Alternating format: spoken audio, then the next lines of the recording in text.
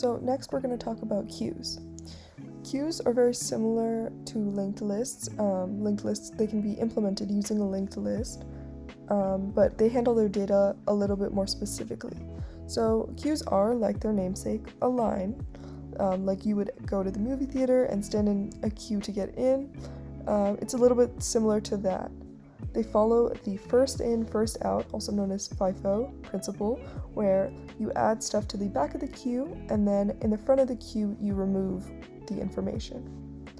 So, like we did with stacks, the queue utilizes a linked list. We're going to be implementing it using a linked list. So we've defined a node class that has the data and the next pointer. It's a singly linked list, and we use that to create our initial. With the constructor, we create our initial queue, setting a new list node to head and setting the size equal to 0.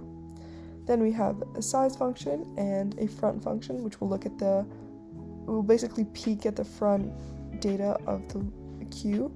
We have an isEmpty to check if it's empty, and then an onQueue function. This is the adding function, so this will add the data that you pass in to the end of the queue, and then reroute the pointers as needed. Then the removing function is called dequeue. It will basically pop the first item and return it, and then it will also reroute the pointers. And then we have the toString method that happens for most data structures.